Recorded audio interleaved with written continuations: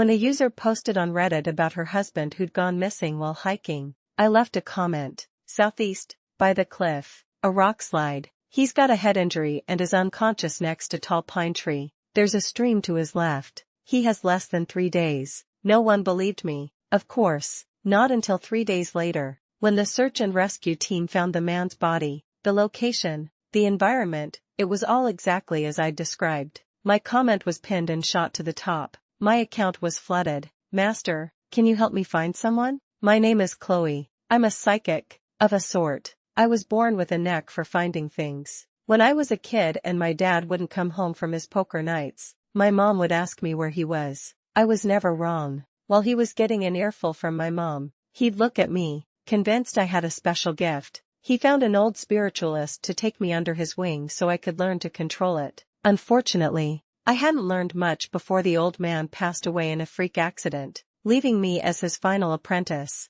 3 days later, I was bored and scrolling through a social media app when I noticed my notifications were maxed out at 99+. I had no idea why, so I clicked on my comments. Dude, she's a real psychic. They found that guy in the exact spot she said. No way. That has to be a lucky guess, right? If you want to know if it's a guess, just ask her to find someone else. Master, please come back. I need to find someone. So, the missing hiker had been found. I scrolled through the replies and settled on the one asking for help. I replied, alright, who are you looking for? Send me a picture. I was bored, so why not help them out? The user, Coke Can, replied within 2 minutes. I'm looking for my mom. She left to find work when I was little and never came back. She sent me a faded old photograph. In it, a woman in a red coat held a baby. Her expression was cold, the corners of her mouth turned down, as if she were weighed down by some heavy burden. 5 minutes later,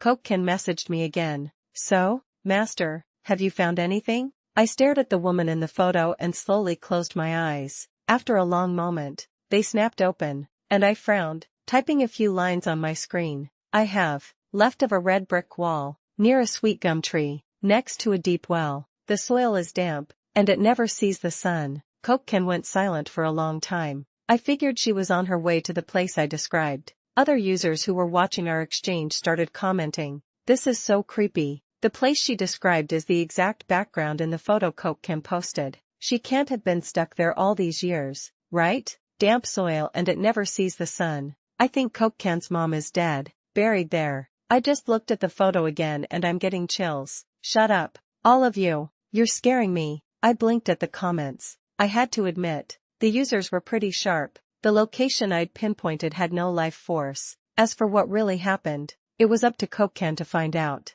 I had a feeling she'd be back once the truth came out. Beyond those comments, most people were begging me to start a live stream to find people, saying it was too much of a hassle to do it through text. They had a point. I had nothing better to do, so why not give it a try? I did it that same night. Since I'd become something of an internet sensation, my stream quickly attracted a massive crowd. Most were just there for the show, but a few people genuinely needed help. I'm opening up the call-in line, I announced. If you need to find someone, you can request to join now. The words had barely left my mouth when I accepted the first request of the night. It was a young woman with the username Snowy. She told me her boyfriend was missing and held up a Polaroid for me to see. He was a handsome guy. The chat immediately filled with sympathetic comments. Another tragic love story. I looked at the photo and asked, have you called the police? I have, Snowy said, but they can't find any trace of him, right? I looked up, meeting her eyes, then glanced at the space behind her with a knowing smile. Tell me the details about what was going on before he disappeared. Snowy nodded eagerly. My boyfriend was acting really strange for about a week before he vanished. He would just sit by himself in front of the mirror, not eating, not drinking, not talking. He wouldn't even look at me. When I asked him if he didn't love me anymore, he'd just look away with this disgusted expression. 3 days before he disappeared, I came home from work and found him lying motionless on the living room floor. I rushed over to help him up, but he just glared at me with so much hate. I think he was cheating on me. He just didn't love me anymore. The night before he went missing, we had a really romantic candlelit dinner. With tears in his eyes, he promised he'd marry me, but when I tried to give him some red wine, he spit it all out. Since he wouldn't drink, I finished both bottles myself. I passed out, And when I woke up the next morning, he was gone. I called his family and friends, but no one knows where he is. The police couldn't find him either. He's been missing for over a month.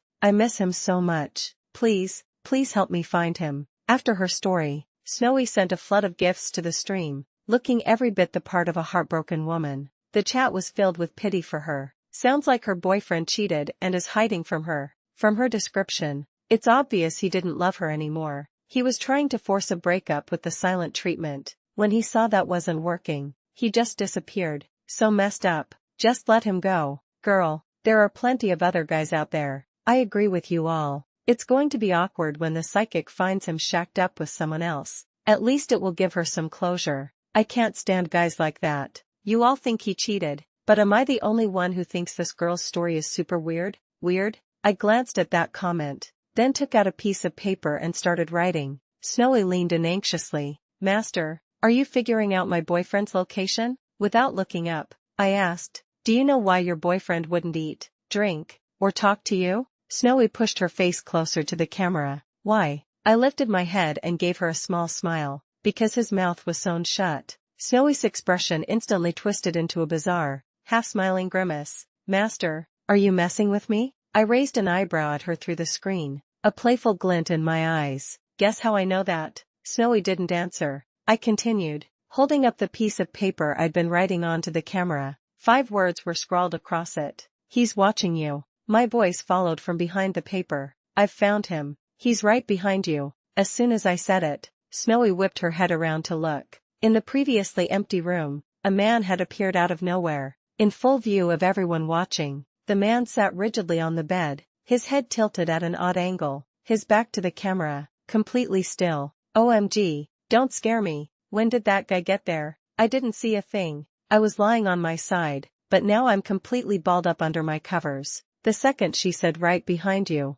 all my hair stood on end. Ah, I have goosebumps. Is that her boyfriend? The host said his mouth was sewn shut. How can he still be alive? Chat, protect me. I'm scared. At that moment, a girl watching silently pulled her feet back under her blanket. Snowy had completely forgotten she was still live, that my stream was connected to her camera. She froze, her body shrinking in on itself, too scared to move. After a long pause, her voice trembled as she spoke. Leo, is that you? The man didn't answer, but I knew it was him. From the moment the call connected, I had seen him sitting behind Snowy, his lifeless eyes fixed on her. If I hadn't seen so many strange things with my mentor over the years, I might have had a heart attack on the spot. The man was rail thin, his back hunched, wearing an ill-fitting white button-down shirt. You could even see small splatters of blood on the fabric. As Snowy spoke his name, he began to turn his neck, slowly, jerkily, until his head had twisted completely around to face her while his body remained in its original position.